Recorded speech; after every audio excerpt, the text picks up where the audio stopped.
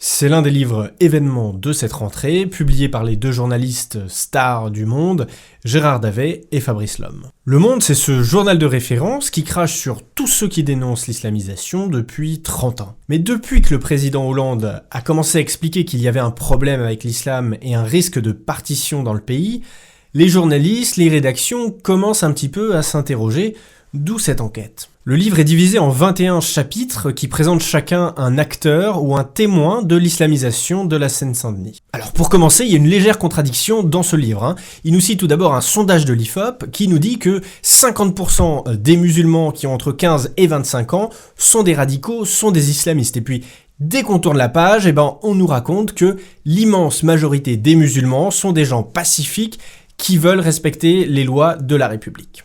L'immense majorité, ça voudrait dire 95% des musulmans. Or, on sait très bien que c'est faux, de nombreuses enquêtes, de nombreux sondages l'ont montré, comme celui de l'Institut Montaigne, qui a prouvé que 29% des musulmans de France considéraient que la charia était plus importante que les lois de la République. Imaginons qu'il y a entre 3 et 6 millions de musulmans en France, ça veut quand même dire qu'il y a entre 1 et 2 millions d'islamistes qui vivent chez nous. Moi j'aimerais bien que quelqu'un m'explique comment on va faire pour gérer ça, surtout que ça augmente avec la démographie et avec l'immigration.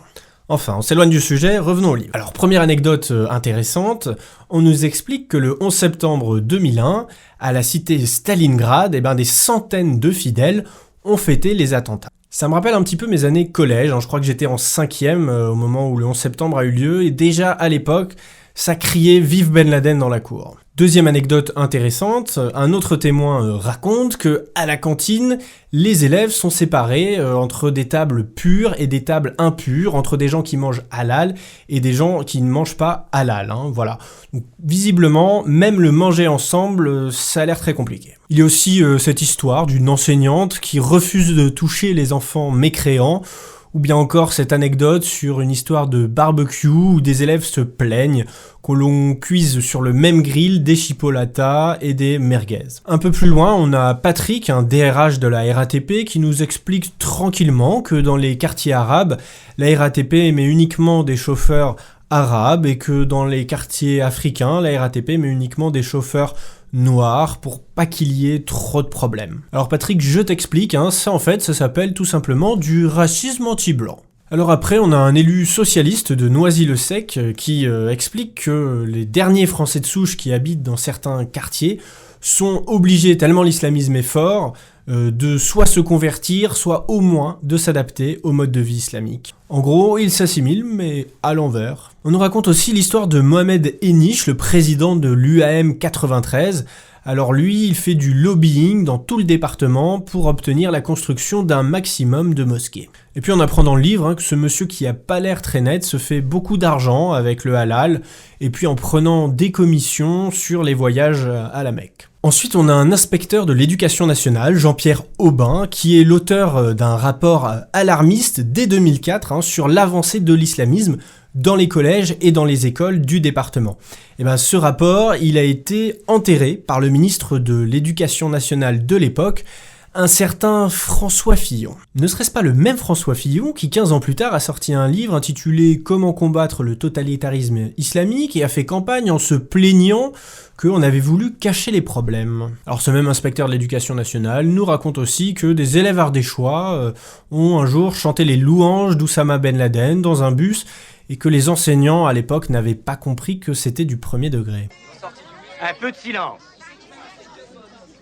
Dans un autre chapitre du livre, un enseignant raconte que, une année, le jour de l'Aïd, sur 144 élèves, il n'y en a qu'un seul qui est venu en cours.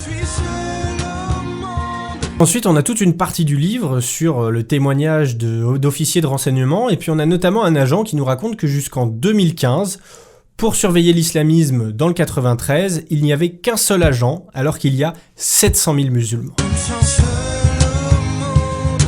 Un peu plus loin dans le même chapitre, on a un gradé des services de renseignement qui raconte qu'à l'époque, par peur de l'amalgame, par peur d'être traité d'islamophobes, la police n'avait pas osé arrêter des islamistes qui brûlaient le code pénal sur la voie publique et faisaient des vidéos. Le code pénal, j'ai pas trouvé une ligne qui protège les musulmans là-dedans. Donc ce livre, nous ne le respectons pas. C'est cette même peur de l'amalgame qui, en Grande-Bretagne, a permis à ce que des gangs de Pakistanais violent des milliers de petites Britanniques. Enfin bon, on en parlera dans une autre vidéo. Alors sinon, dans ce livre, j'ai découvert quelque chose que je ne connaissais vraiment pas. Est-ce que ça vous dit quelque chose, la Roqya Sharia? Et bien en fait, on apprend que ce sont des sortes de sorciers marabouts islamiques qui se prennent pour des médecins et ont des cabinets de consultation. Donc pour enquêter sur ce sujet, l'un des journalistes va se faire passer pour un malade qui a mal au ventre et il va aller consulter un raqi, c'est le nom de ce médecin islamique. Et le raqi va en fait lui faire des entailles avec des lames de rasoir dans le dos et mettre des ventouses dessus. Donc en fait, il lui fait une sorte de saignée et puis il va aussi lui prescrire une ordonnance. Alors je vais vous lire cette ordonnance qui est identique pour chaque patient et qui remplit une page recto verso. Alors vous allez acheter 18 bouteilles d'eau de 1,5 litre, puis vous allez verser un tiers de chaque bouteille dans une bassine en y déposant la feuille de Coran qu'on vous a donnée. Laissez tremper la feuille dans la bassine pendant 1 heure, essorez-la et remettez l'eau dans les bouteilles. L'eau doit être ensuite vaporisée dans toute la maison, dans chaque recoin, pour chasser la sorcellerie. Et alors, ensuite, on reçoit une boîte de cônes d'encens pour s'embaumer le corps de fumée tous les soirs pendant 12 jours, très précisément. Et en cadeau, on a aussi un sachet de tisane à boire avec de l'eau coranisée. Voilà, alors je sais pas si ça marche, je vous propose d'essayer d'ailleurs, et puis vous me direz dans les commentaires. Alors ensuite, on a un chapitre avec l'histoire d'une famille qui raconte qu'elle est persécutée parce qu'elle est juive.